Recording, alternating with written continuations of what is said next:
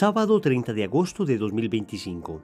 Tres mensajes del Evangelio de hoy, tomado del Evangelio de San Mateo, capítulo 25, versículos del 14 al 30. En aquel tiempo, dijo Jesús a sus discípulos esta parábola. Un hombre, al irse de viaje, llamó a sus empleados y los dejó encargados de sus bienes. A uno le dejó 5 talentos de plata, a otro 2, a otro 1, a cada cual según su capacidad. Luego se marchó. El que recibió 5 talentos fue enseguida a negociar con ellos y ganó otros 5. El que recibió 2 hizo lo mismo y ganó otros 2. En cambio, el que recibió 1 hizo un hoyo en la tierra y escondió el dinero de su señor. Al cabo de mucho tiempo, volvió el señor de aquellos empleados y se puso a ajustar cuentas con ellos. Se acercó el que había recibido 5 talentos y le presentó otros 5 diciendo: Señor, 5 talentos me dejaste. Mira, he ganado otros 5. Su señor le dijo: Muy bien, eres un empleado fiel y cumplidor. Como has sido fiel en lo poco, te daré un cargo importante. Pasa al banquete de tu señor. Se acercó luego el que había recibido 2 talentos y dijo: Señor, 2 talentos me dejaste. Mira, he ganado otros 2. Su señor le dijo: Muy bien, eres un empleado fiel y cumplidor. Como has sido fiel en lo poco, te daré un cargo importante. Pasa al banquete de tu señor. Finalmente se acercó el que había recibido 1 talento y dijo: Señor, sabía que eres exigente, que ciegas donde no siembras y recoges donde no esparces. Tuve miedo y fui a esconder tu talento bajo tierra. Aquí tienes lo tuyo. El señor le respondió: Eres un empleado negligente y perezoso, con que sabías que ciego donde no siembro y recojo donde no esparzo. Pues debías haber puesto mi dinero en el banco, para que al volver yo pudiera recoger lo mío con los intereses. Quitadle el talento y dádselo al que tiene 10, porque al que tiene se le dará y le sobrará, pero al que no tiene se le quitará hasta lo que tiene. Y a ese empleado inútil echadle fuera, a las tinieblas. Allí será el llanto y rechinar de dientes. Palabra del Señor. Gloria a ti, Señor Jesús. Queridos amigos, seguimos en el discurso escatológico de Jesús. Como lo venimos diciendo en los últimos días, es un discurso que se encuentra en los capítulos 24 y 25 del Evangelio de San Mateo. Discurso escatológico es aquel que nos habla de la segunda venida del Señor. Y efectivamente, la parábola tiene una explicación bastante obvia. El hombre que se va de viaje es Jesús. Nosotros somos los criados que recibimos sus talentos. Él, que se demora mucho, espera que nuestros talentos den fruto, porque regresará a pedirnos cuenta de cada uno de ellos. Vamos entonces a reflexionar 3 mensajes en torno a este Evangelio. Primero, ¿qué haces con tus talentos? Segundo, cuida lo pequeño. Tercero, ¿cómo dejar la pereza espiritual? Vamos con el primer punto. ¿Qué haces con tus talentos? El Señor dice en la parábola que Dios da a cada cual según su capacidad. Es decir, todos tenemos talentos. Óyeme bien, incluso tú que crees que otros han recibido muchos dones, muchas gracias, muchas cualidades y que tú no tienes mucho para ofrecer. Amigo, Dios te ha dado talentos con seguridad absoluta. Lo que pasa es que existen 2 caminos. O decides multiplicar estos talentos poniéndolos al servicio de los demás, o decides esconderlos usándolos solo para tu beneficio. Óyeme bien, son los únicos 2 caminos que hay. O tomas estos talentos que Dios te ha dado y los pones al servicio de los otros en el ejercicio de la caridad, o simplemente tomas todos estos talentos y los guardas para ti de manera egoísta, de forma que al final, cuando el Señor pida cuenta por ellos, tendrás que inclinar la cabeza.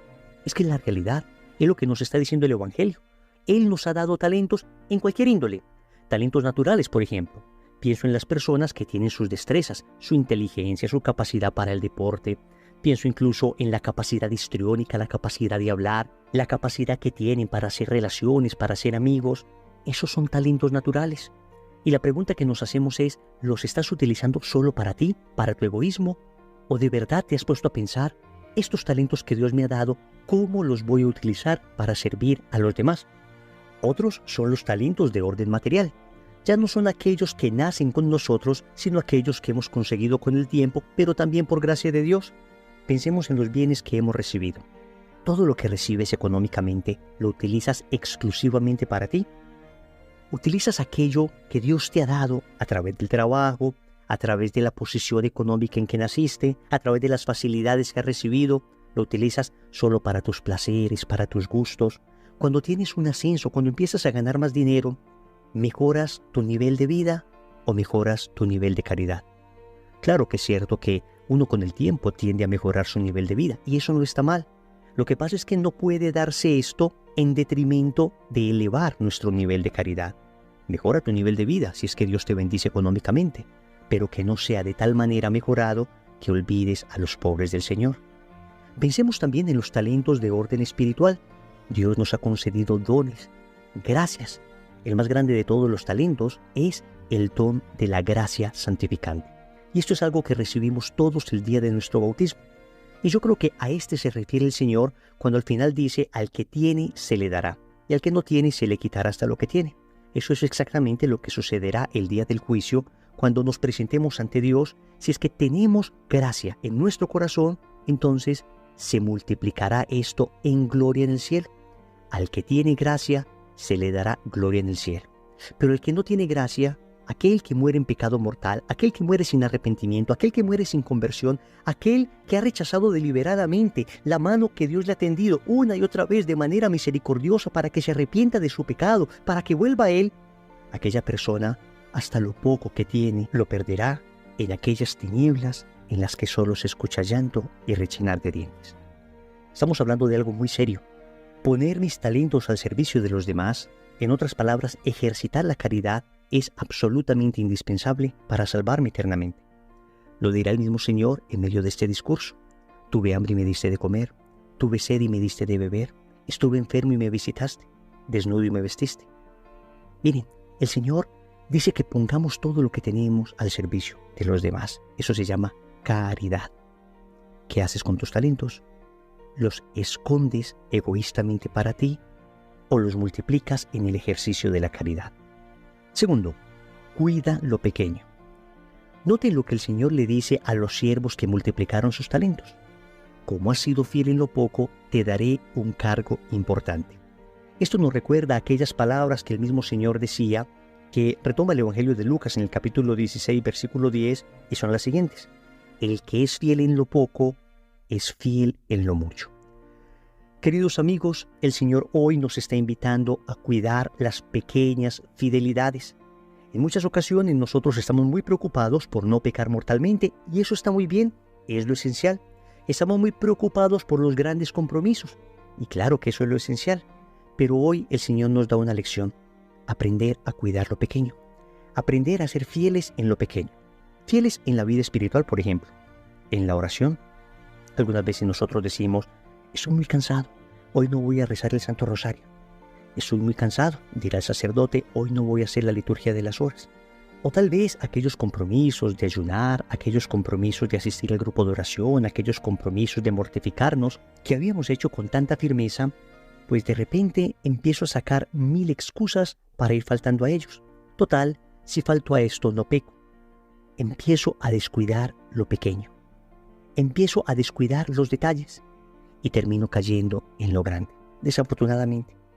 Al revés, si soy fiel en estos pequeños detalles, en cambio, el Señor me bendecirá con una fidelidad en lo grande.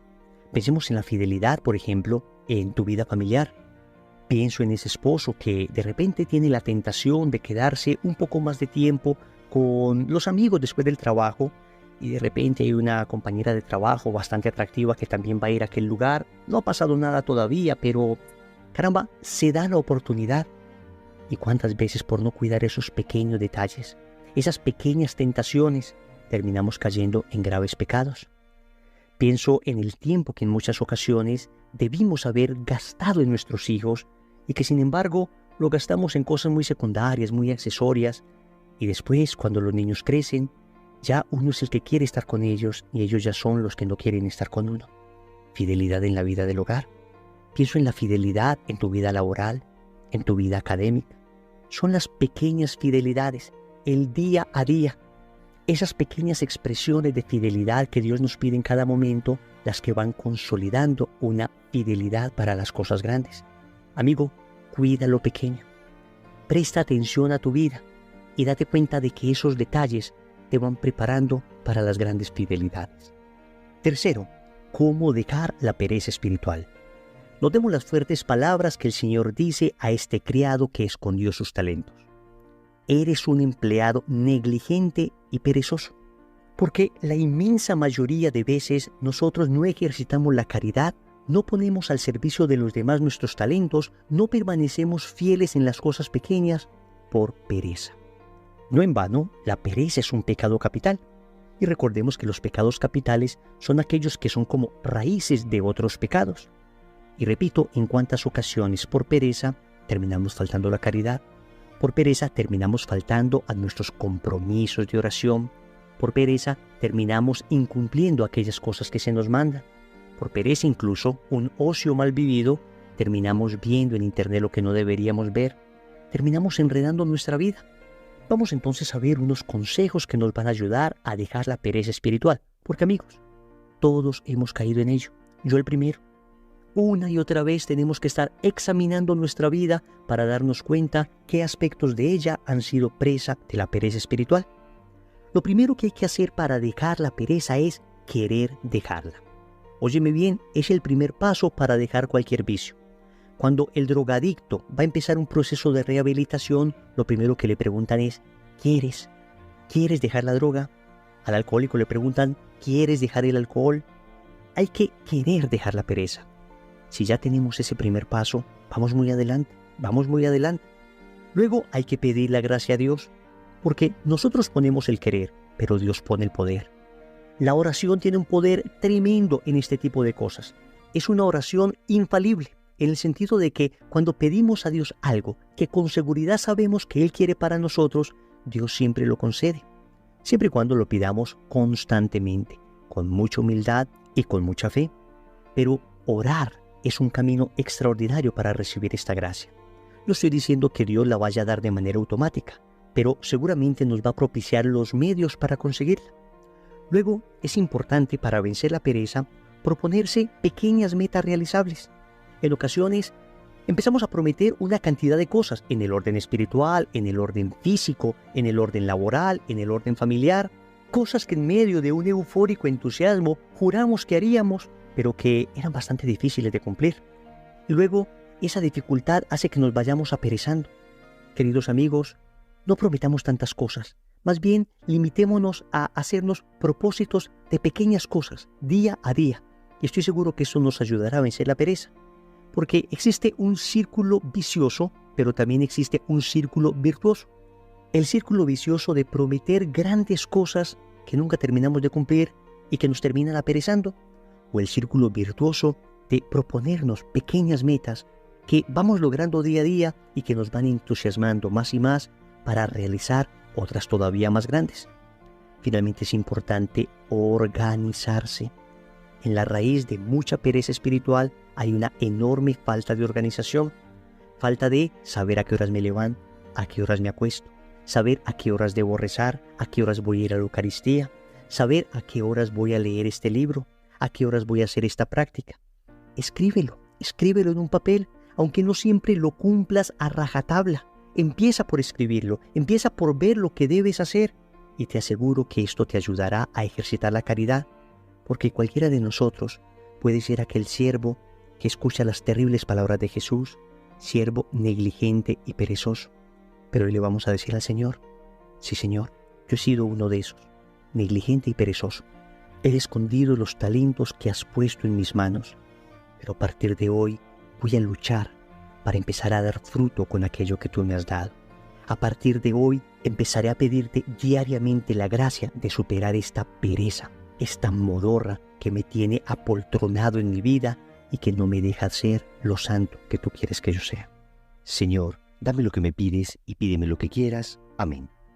Recordemos entonces, primero, ¿qué haces con tus talentos? Segundo, cuida lo pequeño. Tercero, ¿cómo dejar la pereza espiritual? Compromiso. En el rosario de hoy vamos a pedir a nuestra Madre que nos alcance la gracia de dejar la pereza espiritual. En el nombre del Padre, y del Hijo, y del Espíritu Santo. Amén.